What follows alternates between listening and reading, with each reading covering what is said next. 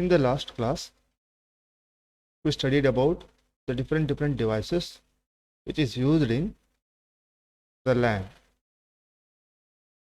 Now we are studying what are the different softwares, that is protocols, which is used in the LAN. In that one, the first protocol, which is the very oldest protocol, is called as ARCnet.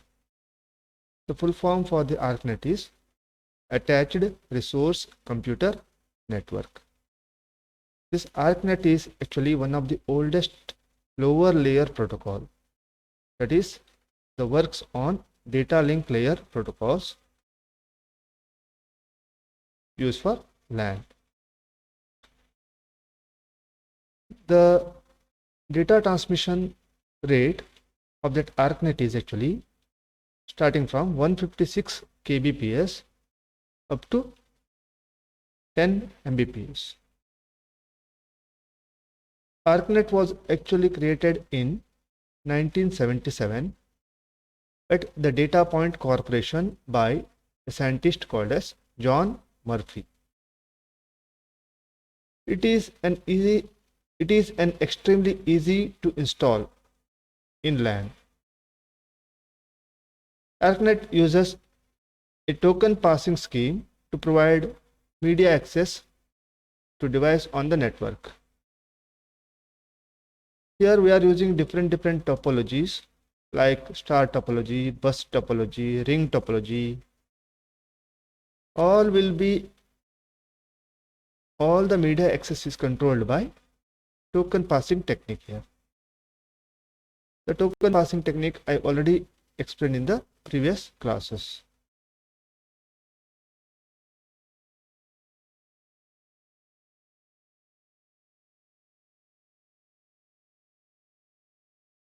Now understand some of the main features of ARCnet.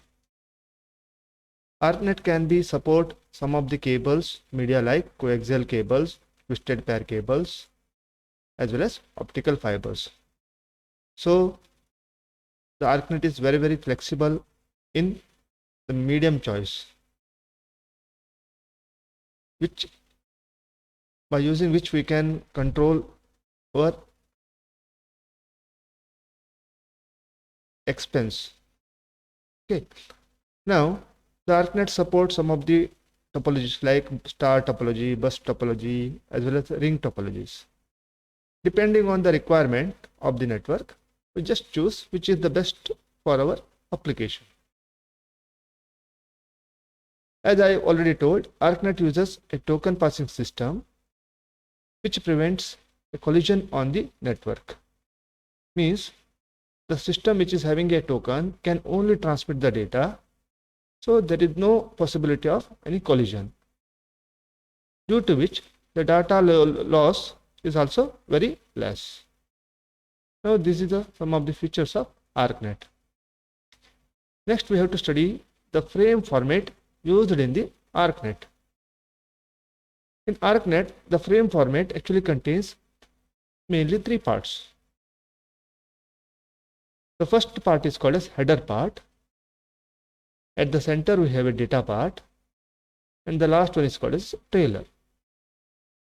Header part's job is actually contains the source as well as destination addresses, and the data parts contain the data, actual data, as well as the number of bits, and the CRC explains the redundant code used in the data transmission.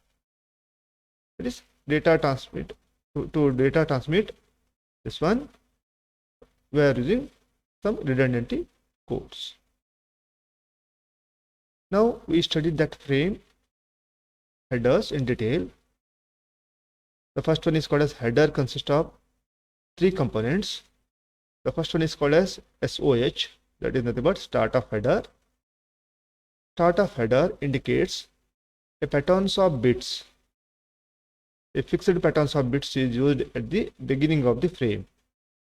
Whenever any station or computer identifies this SOH, this patterns of bits, it understood that one frame is coming from the sender. So whatever the next bits are nothing but the header, like address and data, like that one. To indicate the system, a frame is coming, a SOH is used. And this SID is indicating source ID. That is nothing but the address of the source device. And DID indicates the destination ID. That is nothing but the address of the destination computer or destination device. Next part contains the data part. In the data parts, it contains the actual data as well as the count. The count indicates how many bytes we are transmitting as a data. This count is used by the receiver to check whether all the data is received or not. For that one, we are using count. At the last, we are using a redundancy code called as CRC. That is cyclic redundancy code. Here, this cyclic redundancy code, I already explained in the previous classes, is used as the error checking as well as error detection. Whenever you are transmitting this frame over a unreliable network, there is a possibility of some bits damaged. To check that one, we are using CRC code. If any errors are detected, it is send a negative acknowledgement frame to the source node so that the retransmission can be occurs. Now, in the next part, we are studying some of the disadvantages of this ARCnet. The first disadvantage is here the frame size. The maximum frame size is actually 508 bytes. That means in one frame, data frame, we can send up to 508 bytes. If the message or the data is more than 508 bytes, we have to divide that data into multiple data frames and need to transmit over a network. For example, if you want to transmit 20 kilobytes of file, you have to create approximately 40 frames. So if the data transmission is very large, we have to create more number of data frames. This is the one of the problem with ARCnet. So the second disadvantage is whenever the data frame is sent to the destination has to send an acknowledgement frame back to the receiver. Whenever the frame is received by the receiver, that station has to send some acknowledgement frame to the sender. As the number of frames increases, the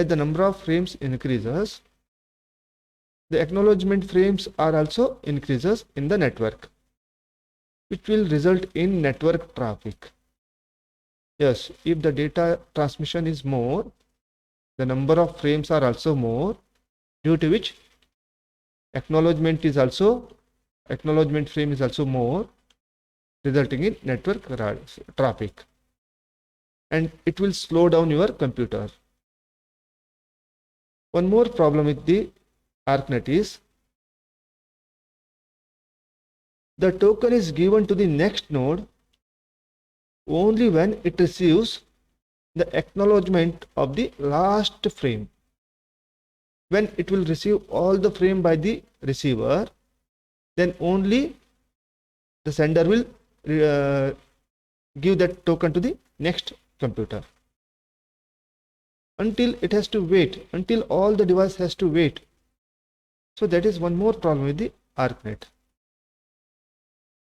Until the receiver receives all the acknowledgement from until the sender receives all the acknowledgement from the receiver, it has to wait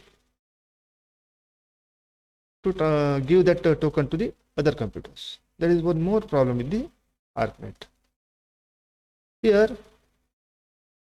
the next disadvantage is maximum number of nodes support. ARCnet support maximum 255 computers or nodes in one network.